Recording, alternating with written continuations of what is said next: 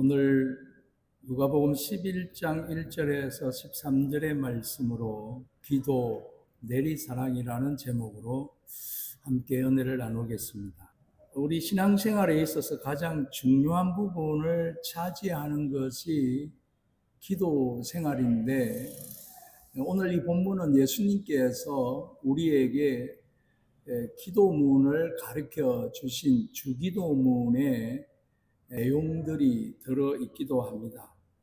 그래서 제가 이 시간에 또 기도에 대한 말씀을 드리려고 하는 것은 아닙니다. 기본적으로 본문을 잠시 살펴보고 11절에서 13절에 나오는 내용을 가지고 내리사랑이라는 제목으로 함께 은혜를 나누려고 합니다.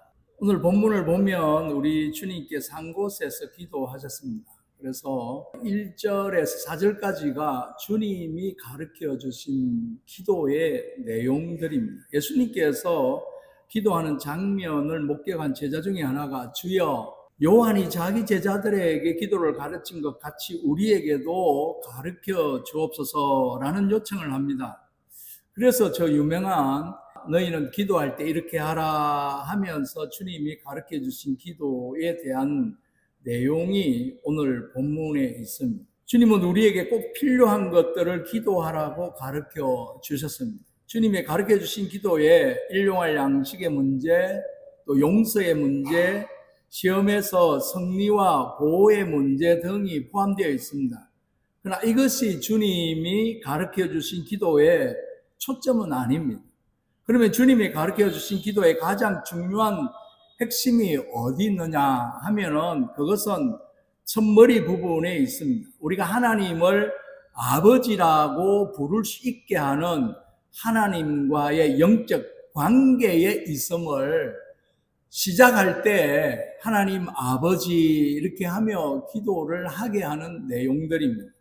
기도를 통해서 하나님을 아버지라 부를 수 있다는 것은 특별한 특권이기도 합니다. 아무에게나 누구에게나 그렇게 하지는 않습니다. 우리는 아무에게나 기도하지 않는다는 사실도 우리는 기억해야 합니다. 5절에서 10절은 간청하는 기도에 대한 내용들이 나옵니다. 우리가 좋은 것을 얻는 중요한 기도의 비결은 간청의 기도를 드려야 한다는 것입니다. 하나님은 명분보다 간청을 더 중요하게 생각합니다. 오늘날 교회 안에서 현대인들은 하나님과의 명분만 과시하느라 기도하지 않는 경우가 참 많습니다. 자기의 직분을 내세우면서 믿음이 있는 척 폼만 잡지 하나님 앞에 간절하게 부르짖는 그런 기도를 거의 하지 않습니다. 명분보다 더 중요한 것이 간청하는 기도에 대한 내용입니다. 그래서 간청이라는 말은 헬라어로 아나이데이아라는 그런 단어입니다. 이 아나이데이아, 부끄러움이 없는 뻔뻔스러움, 그런 뜻입니다. 그러므로 간청 기도는 뻔뻔스러울 정도로 귀찮게 졸라대는 것을 말합니다. 누가복음 18장에 과부가 기도하는 내용을 보면 재판관에게 찾아가서 늘 매일 계속해서 괴롭혔던 내용들을 우리는 알고 있습니다. 우리가 하나님 앞에 체면 따질 것이 아닙니다. 사실 체면으로 보면 우리는 아무것도 구할 자격이 없는 죄인들입니다. 그럼에도 불구하고 간청하는 기도를 드리라고 말씀합니다. 오늘 본문에 보면 한 친구가 찾아와서 친구라는 이름으로 도와달라고 구걸하는 것이 아니라 당연히 도와달라는 것처럼 요구합니다. 그 친구가 와서 우리 집에 손님이 왔는데 밥이 없다, 밥 좀 빌려달라 하니까 그 친구가, 우리는 이제 잠자리 들었는데 귀찮다, 옷 벗고 있다, 언제 일어나서 밥을 주냐. 그러자 그 친구가 빨리 내놔라, 당연시 그렇게 요구하듯이 이야기를 합니다. 마치 채권자가 채무자에게 당연한 요구를 받으러 온 것과 같은 태도입니다. 그것을 간청한다라는 표현으로 우리 예수님께서 비유로 우리에게 가르쳐 주신 것입니다. 하나님은 기도 속에 어느 만큼의 축복을 허락하시냐 하면 눈치를 보면서 와서 하나 좀 주면 어떨까? 이게 아닙니다. 그 이상의 축복의 자리라고 선언하면서 마치 자녀가 부모에게 떼를 쓰듯이, 자식이 부모에게 뭐 해놓은 게 있습니까? 그럼에도 불구하고 생떼를 부리듯이 그렇게 요구하듯이 성도가 하나님 앞에 그렇게 간청하라, 그렇게 이야기하는 겁니다. 말도 안 되는 떼를 쓰는데 그 근거는 자기 아버지이기 때문에 떼를 쓰는 것입니다. 남에게 하는 기도가 아니라는 것입니다. 옆집의 아저씨에게 떼를 쓸 수 있습니까? 이웃집의 아주머니에게 떼를 쓸 수가 없습니다. 자기 부모니까, 아버지니까 떼를 써도 좋을 대상에게 하는 것이라는 이야기입니다. 이 아들만 3명입니다. 큰아들이 30대, 둘째 아들도 30대, 애들이 보기에는 참 부족한 아빠요, 아버지입니다. 어릴 적에는 잘 모르다가 다 크고 보면 목회자로 교회에서와 다르게 가정에서 이중적인 모습을 보일 때가 많지요. 아마 표현은 안 했지만 속으로 원망도 하고 또 불평도 하고 실망도 하고 그랬을 것입니다. 실제로 제가 스스로 봐도 부족한 부분들이 참 많았다. 30대, 40대 때 어린아이들이 아무것도 모를 때는 아무렇게나 했지 않나 생각을 갖습니다. 아이들은 목회자 자녀라는 이유로 많은 부분을 희생해야 했습니다.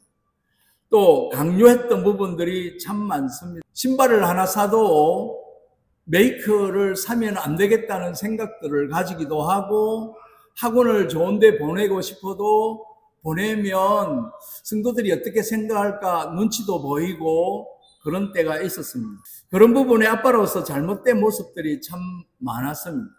시간이 지나고 보면 참으로 부끄럽고 미안한 생각들을 가지기도 합니다. 그럼에도 불구하고 아이들에게는 부모로서 최선을 다했다고 생각을 합니다. 그것마저도 부모 입장에서 그렇게 생각하는 것이죠. 자녀들 입장에서 판단해 볼 때 정말 아빠가 우리에게 최선을 다했을까, 그런 생각을 가질 수도 있겠다. 왜 제가 이런 이야기를 드리냐면 오늘 본문의 11절에 13절에 스스로 말씀을 잠시 나누려고 합니다. 아버지 된 사람이 11절에 아들이 생선을 달라 하는데 생선 대신 뱀을 주며 12절에 알을 달라 하는데 정갈을 주겠느냐. 예수님께서 1절부터 기도에 대한 내용을 쭉 하시면서 11절부터, 아니 그 전에부터 친구가 밥을 구하는, 집에 찾아와서 친구에게, 또 다른 친구에게 먹을 것을 구하는 그 내용들은 간청함에 대한 내용입니다. 그 간청함에 대한 내용의 당연한 부분들을 부모와 자식 간의 관계에 대한 부분으로 이어가는 것을 봅니다. 13절에 너희가 악할지라도 좋은 것을 자식에게 줄 줄 알거든 하물며 너희 하늘 아버지께서 구하는 자에게 성령을 주지 않겠느냐. 오늘 이 구절의 기도의 내용으로 좋은 것을 자식에게 주고자 하는 것이 부모의 마음이다. 그 부모의 마음을 내리사랑이라는 제목으로 이야기를 하고자 하는 것입니다. 부모가 자식에 대한 이 내리사랑, 하나님의 사랑을 받은 우리가 자녀를 향한 사랑으로서 그 자녀는 또한 자기 자식을 사랑함으로 흘러간다라는 것입니다.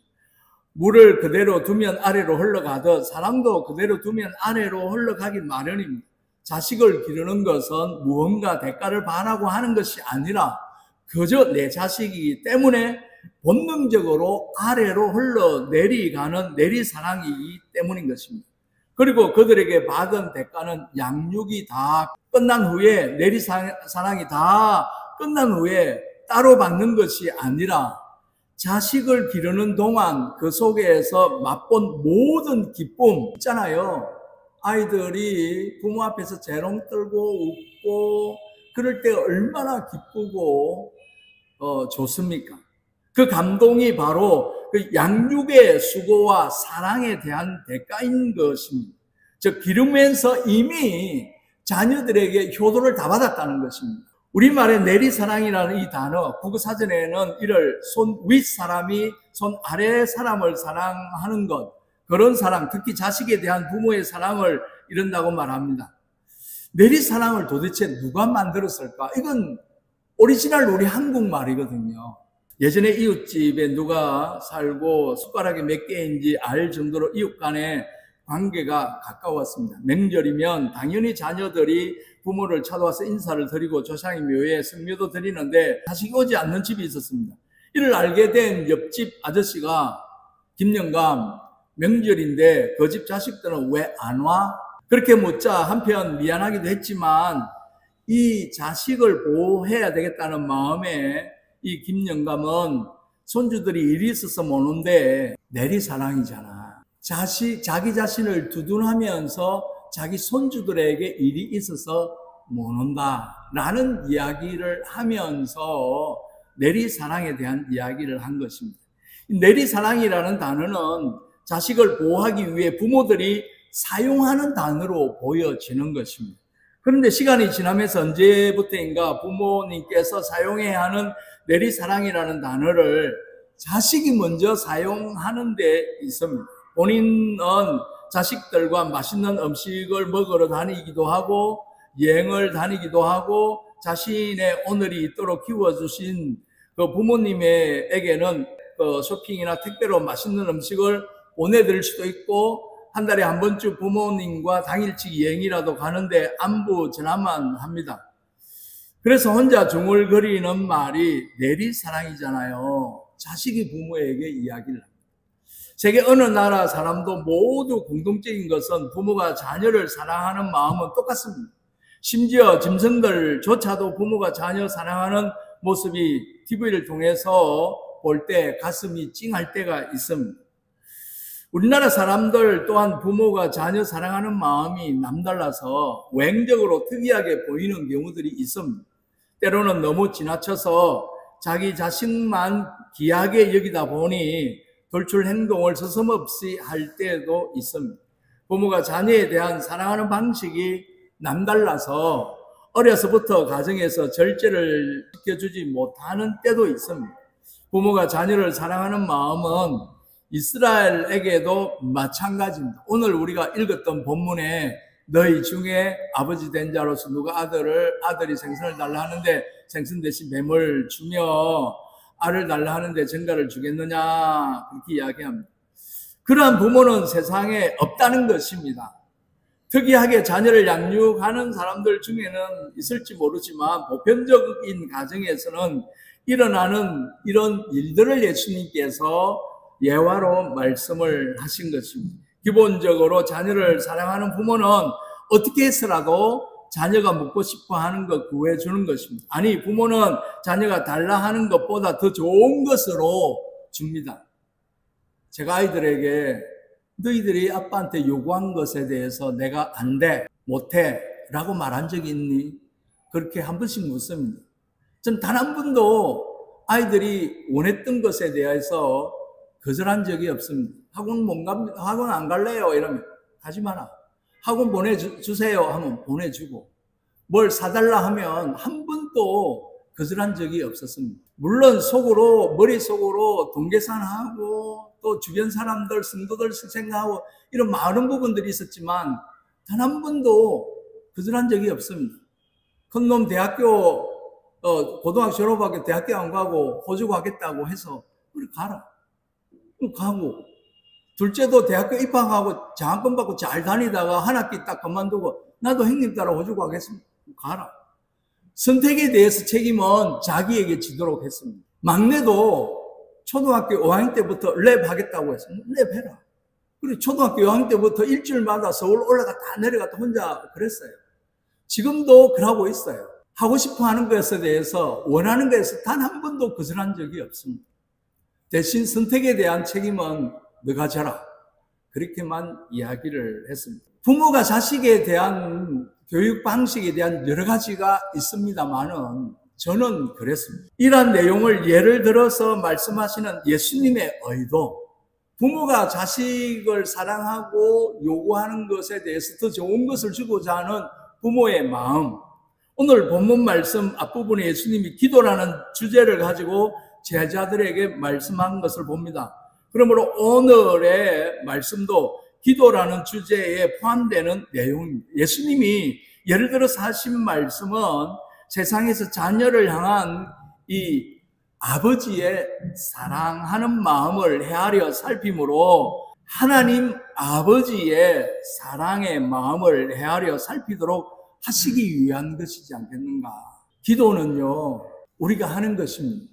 우리가 하나님 앞에 기도하면 하나님의 뜻을 구하기도 하고 또 내가 죄인임을 깨닫기도 하고 회개하기도 하고 하는 것이지만 부모와 자식 간에 있어서는 자녀가 필요한 모든 것들에 대해서 부모가 너무 잘 아는 거죠. 너무 잘 압니다. 사랑의 하나님 아버지에 대한 그런 부분들을 살피게 하는 것입니다. 예수 그리스도로 말미암아 구원받은 사람들은 하나님의 자녀들이기 때문에 아버지 되시는 하나님의 마음을 세상의 아버지를 생각하면 어느 정도 헤아릴 수 있다라는 것입니다. 정년퇴직을 하신 어떤 은사님 부부와 몇 명의 제자들이 모여 함께 식사를 할 기회가 있었습니다. 은사님은 따님만 둘을 두셨는데 작은 따님은 홍기가 지났지만 아직 미혼으로 있었습니다. 대화 중에 아직 출가를 하지 않은 작은 따님이 화제에 오르면서 제발 결혼을 해서 부모님께 효도를 해야 할 텐데 하는 걱정이 이어졌습니다. 그때 사모님께서 이런 말씀을 했습니다. 나도 예전에는 아이들 키우며 고생스러울 때가 마다 이렇게 힘들게 키워 놓으면 나중에 커서 어미의 고생을 알아주고 보답하겠지 하고 생각했었어. 그런데 어느 날 문득 생각해 보니 그게 아니더라고. 아이들한테 받아야 할 효도는 이미 그 애들을 기르면서 다 받았다고. 어릴 때 보여준 재롱과 애교, 점차 성장하면서 전해준 대견함과 뿌듯함, 그런 모든 것으로 이미 아이들을 기르는 대가를 다 받았다는 것입니다. 맞는 말입니다. 그리고 보면 어쩌면 우리가 기대하는 효도, 즉 치사랑, 이 치사랑은 손 아래 사람이 손 위 사람에게 사랑하는 내용을 치사랑이라고 합니다. 세상에 존재하지 않는 것일지도 모릅니다. 이 세상에 치사랑이란 애초 존재하지 않는 허상일지도 모릅니다. 물을 위로 치솟게 하려면 펌프라는 힘이 필요한 것입니다. 인위적으로 동력을 이용해 끌어올려야 하듯이 사랑도 위로 흐르게 하려면 사친이효, 이 일사, 친할친, 서이, 호도, 효자인데 이걸 반복해서 훈련시켜야 하는 부분에 있는 것입니다. 예로부터 우리 조상들이 효를 강조한 것은 그만큼 효의 실천이 어렵다는 것을 반증하기도 했습니다. 우리는 내 부모가 내게 내리사랑을 베풀어 준 것처럼 나도 부모가 된 내 자식에게 내리사랑을 받은 것보다 훨씬 더 많이 준다, 그런 생각을 갖습니다. 저는 그랬던 것 같습니다. 그리고 내 자식 역시 그의 자식에게 내리사랑을 베풀 것이다. 저는 우리 큰 놈이 결혼해서 아이를 낳았어요. 아이를 놓고 그 아이를 안고 있는 모습을 보면서 나도 옛날에 저랬는데 그런 생각을 가지며 나보다 훨씬 더 우리 아이는 손주에게 더 잘 키우고 더 사랑하고 더 잘할 것이다. 그런 생각들을 가져보는 거죠. 그래서 더 이상은 자녀에게 그 어떤 기대도 그 어떤 원하는 것도 가지지 않으리라. 그런 다짐들을 해보는 것입니다. 사랑은 위로 갚는 것이 아니라 사랑은 아래로 갚는 것이라, 그렇게 이야기합니다. 내가 부모에게 받은 사랑은 내 부모에게 갚는 것이 아니라 내 자녀에게 갚고 내 자녀 역시 내게서 받은 사랑을 내가 아닌, 부모에게가 아닌 그의 자녀들에게 흘려내려가는 것이다. 많은 이들이 요즘 우리 사회에서 부모를 공경하는 효의 미덕이 사라졌다고 한탄합니다. 그러나 사람들의 의식이 변해 예전에는 자연스럽게 실천하던 효가 사라진 것이 아니라 효를 강제하던 사회의 간섭과 제도가 사라지는으로써 사회 구조가 그렇지 않습니까? 대가족에 있어서 핵가족으로 바뀌며 이제는 홀로 사는 사람들이 40% 가까이 된다는데 자연스러운 내리사랑의 순리대로 사랑이 흘러가고 있을 뿐이라는 것입니다.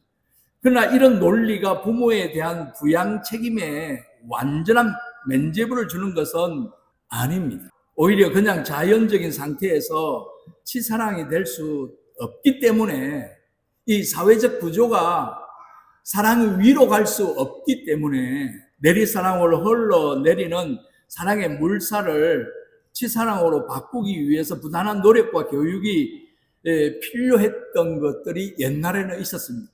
내 자식을 생각하듯이 내 부모를 생각하면서 더할 나위 없이 좋겠지만 그것도 애당초에 불가능한 주문이었습니다. 이제 말씀을 정리합니다. 자식에 대한 사랑은 별다른 노력 없이도 얼마든지 실천이 가능한 것입니다.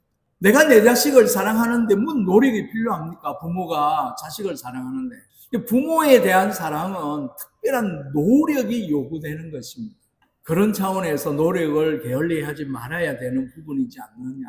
부모들 역시 그들 자신도 노부모에 대한 사랑보다 어린 자식에 대한 내리사랑을 우선으로 여기며 살았던 이 세상의 부모들 중 한 사람이었음을 기억하면 자녀들에 대한 서운함을 조금은 덜 수 있지 않을까 생각을 갖습니다. 또 자녀들도 지금 그들이 그 자녀에게 베푸는 내리사랑을 훗날 그들의 자녀들 역시 그들의 자녀들에게 내리붓게 될 것임을 이해하면서 부모에 대한 애틋함이 더해지지 않을까. 우리 모두 내리사랑의 비밀을 깨닫는다면 이 시대의 효의 실천도 조금 더 쉬워지지 않을까 그런 생각을 갖습니다. 왜 누가복음 11장 1절에 13절의 내용으로 이 특별히 11절에 13절에 이 말씀을 우리에게 했을까? 부모를 통한 하나님의 사랑을 깨닫고 우리가 기도하되 정말 부모님한테 간절함으로 간청하듯이 정말 뻔뻔스럽게 괜찮다. 넌 내 자식이고 아버지는 내 아버지지 않냐고. 그래서 체면 차릴 것도 없고 또 눈치 볼 것도 없고 하나님 앞에 그저 간구하고 기도해야 하는, 그래서 우리 주님이 우리에게 가르쳐 주신 그 기도는 날마다 하는 습관적인 기도가 아니라 내 아버지, 사랑하는 하나님 아버지 앞에 기도하듯이 그렇게 기도하면 된다라는 이야기를 하고 있습니다. 기도하겠습니다.